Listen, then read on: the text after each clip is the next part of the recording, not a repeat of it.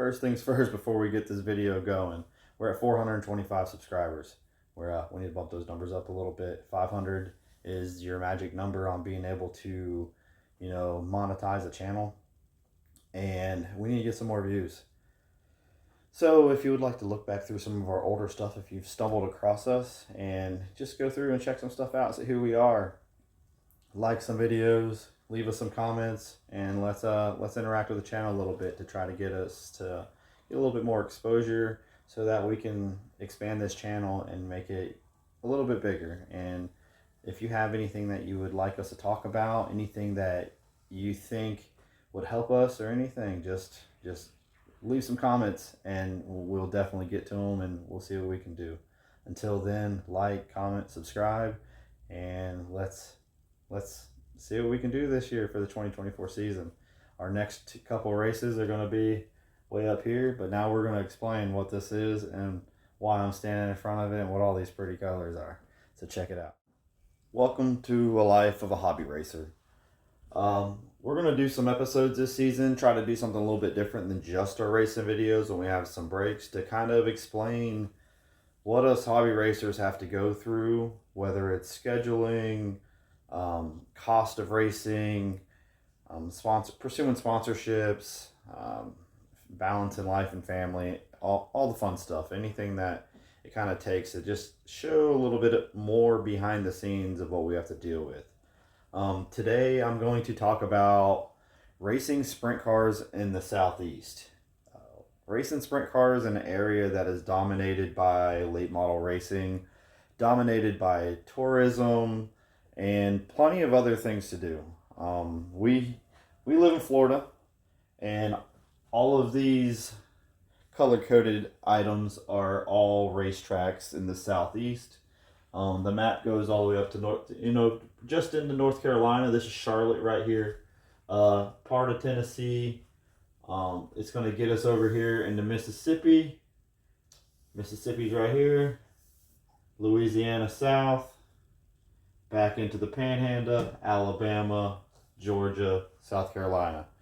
This is going to kind of show what sprint car racing has going on in the Southeast.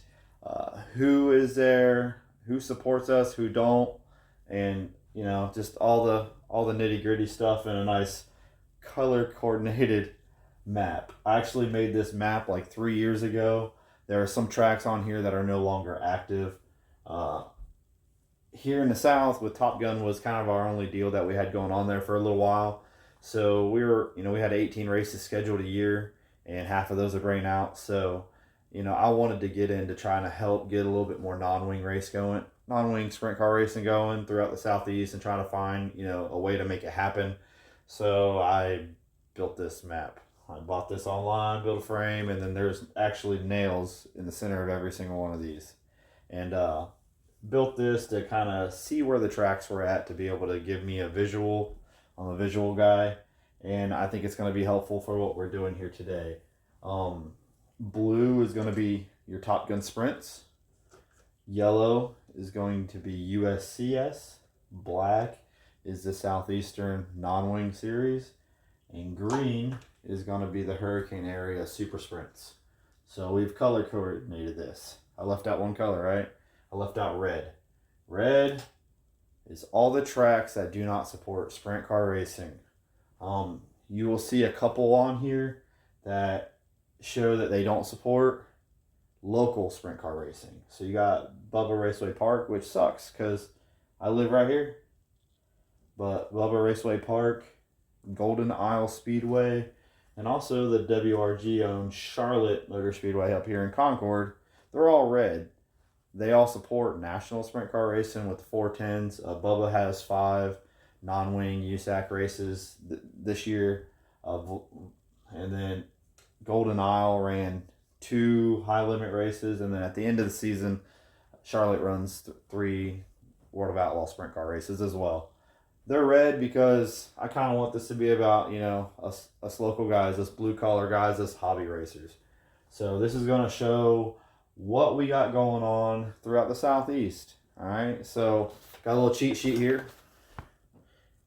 and this is going to show us that the state of Florida has 8 tracks, and we have 58 races for sprint cars. Every single track in the state of Florida has a sprint car race, so I am proud of that. Even though we only have 8 of us, every single track supports sprint car racing of some kind. I mean, even if it isn't us local guys. Georgia, well, actually, let's just go ahead and count down on this, right? So, Florida's got the most. Alabama's got the second most. Alabama doesn't have a single national race this year. They have 20 races. Mississippi's got 14. North Carolina's got 11. Georgia 10. South Carolina 11. Louisiana 5. And Tennessee 4. All right, so the biggest difference here is the state that has the most dirt racetracks is going to be Georgia. Right here, right? Georgia. Look at all this red. So what we got going on here is you got Florida, who has Top Gun. And right now, Top Gun is just down to racing at 3 tracks. You got BRP, Alltech, North Florida, who are 3 close tracks to the areas that we race on with Top Gun that don't have any races scheduled yet. I hope we can change that. If anybody in this region, I mean, BRP, Alltech, North Florida, Golden Isle, Waycross, Needmore, Dothan, all these tracks right here, you know, Northwest Florida, Southern, Deep South, Flammation got closed, sorry. The Tri-County.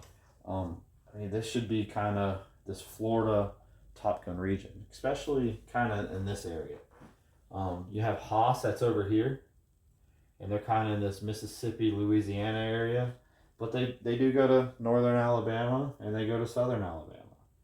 And then you have Petey with USCS, Pete Walton, that, you know, is this whole region.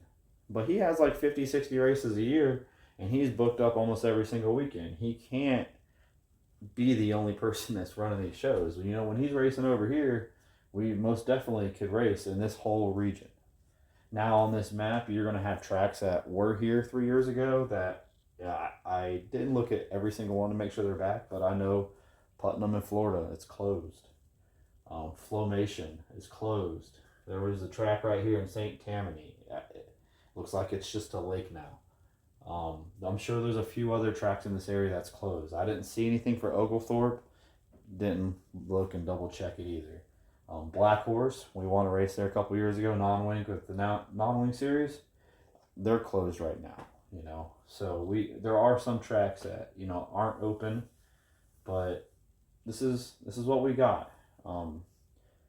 In the state of Florida, which is, you know, where I live, Volusia Raceway Park has the most sprint car races.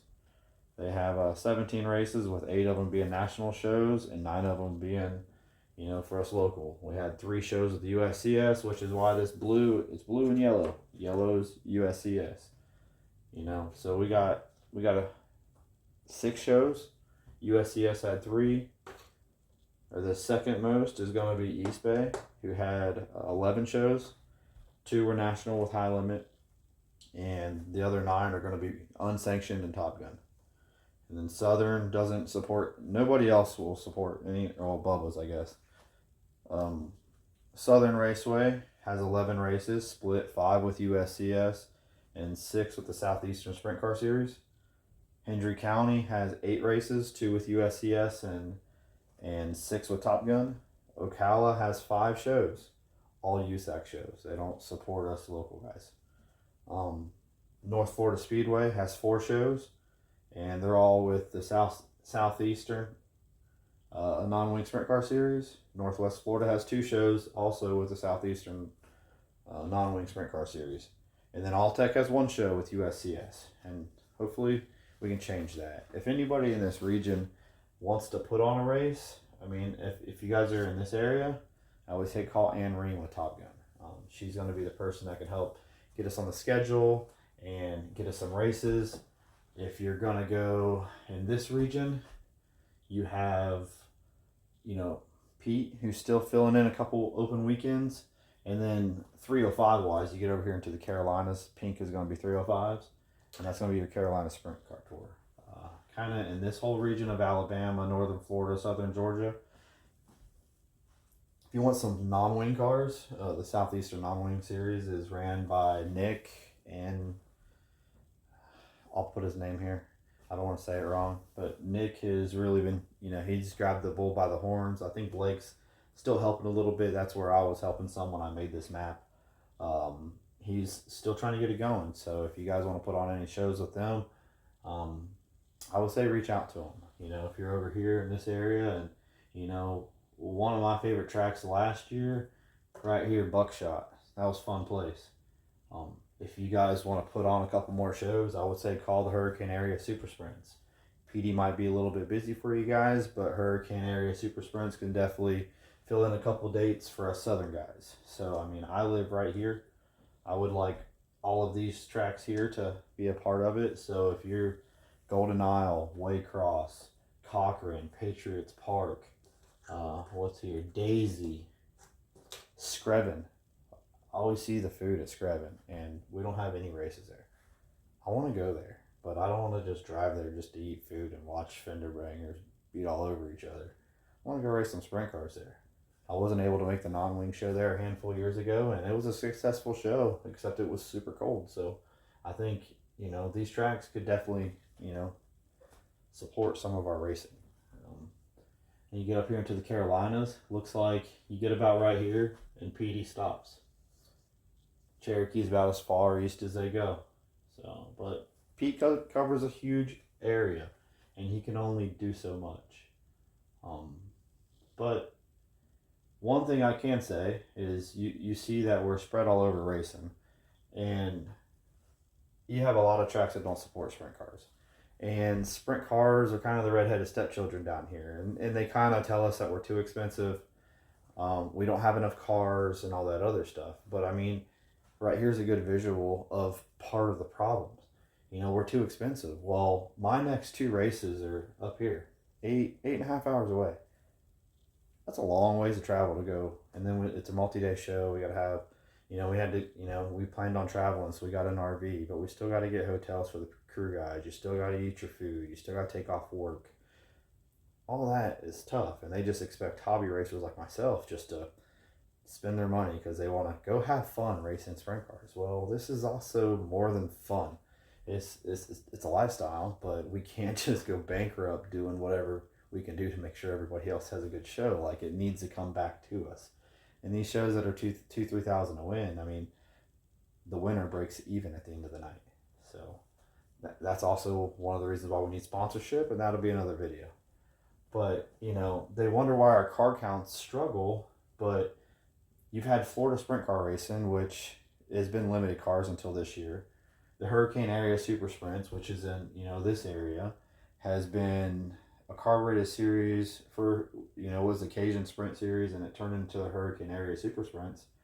And now they're 360s, and now they're kind of going ASCS wise.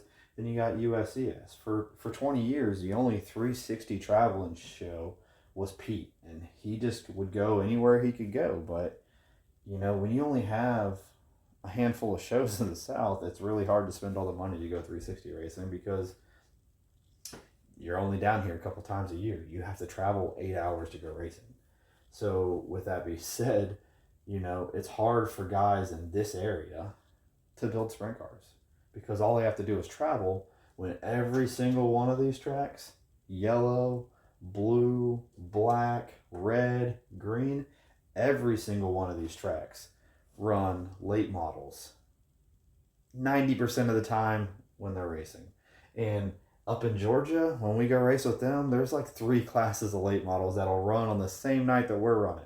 So there's so many options of late models where you can start at the bottom, work your way up, work your way up, work your way up to be able to race. Where in sprint cars, it was limited cars and you could only race down here. And then you had a carbureted deal and you could only race over here. And then you had 360s where you could race this whole area. But you had to travel a long ways to do it, where these guys can buy late models and all that stuff and go. They also run street stocks, thunder stocks, 4-cylinder cars. Most of these tracks will run street stocks week in and week out. This past season, this year, Volusia didn't put street stocks on their schedule. People lost their minds.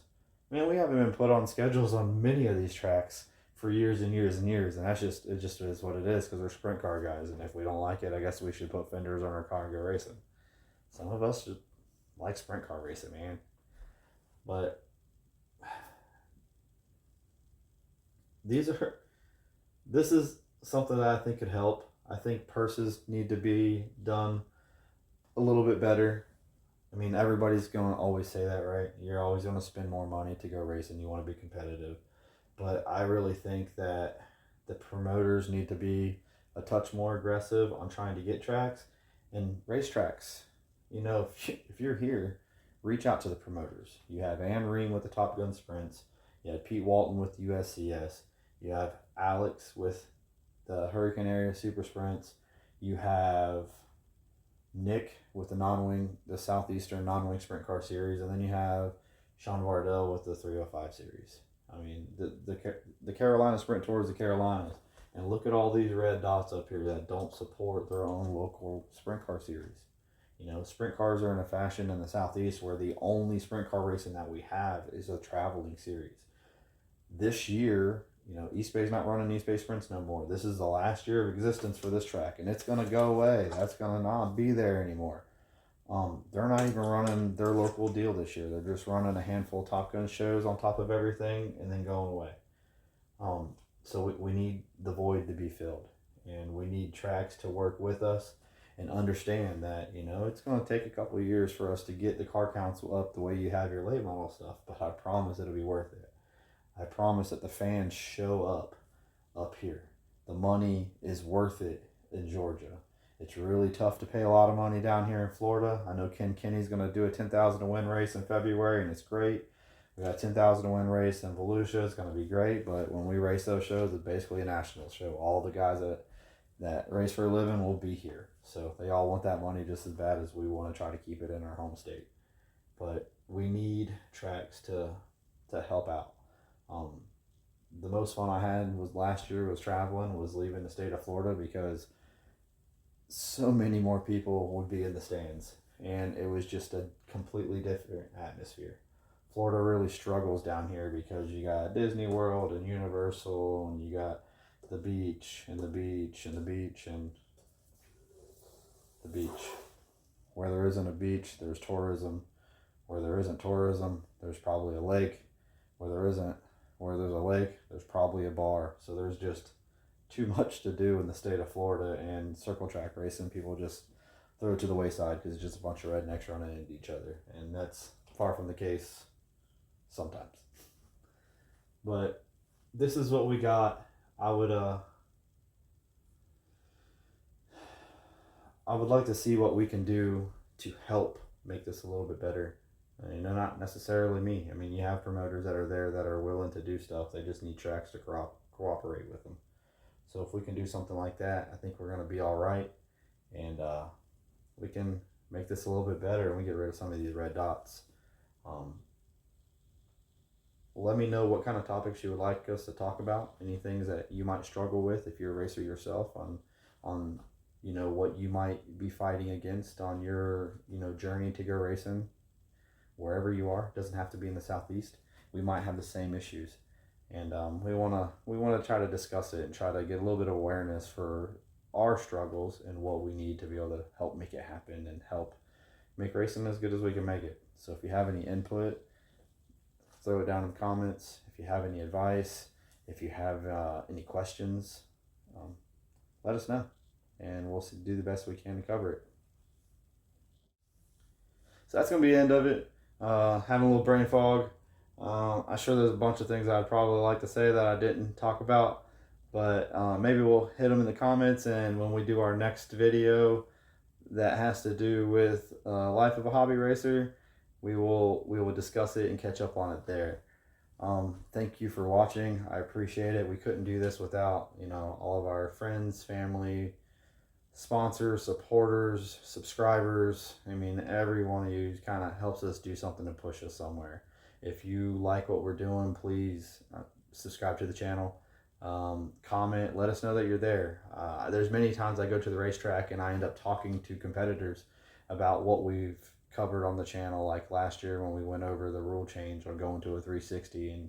And some of these guys just don't speak up. They don't want to be the squeaky wheel in the room and stir up anything or cause any drama. So they reach out to me once we get to the track, and it's kind of cool to see who's watching. I mean, I've talked to guys from Canada that have been watching.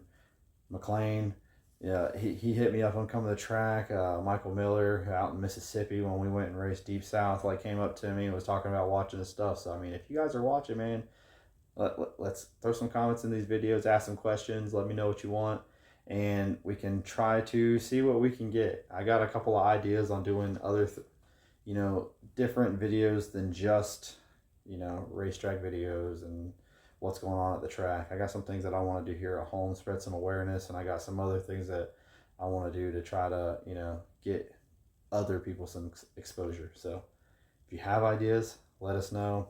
If I repeat myself too much, I'm sorry. Make it a drinking game, and we'll see you in the next one. Thank you for watching.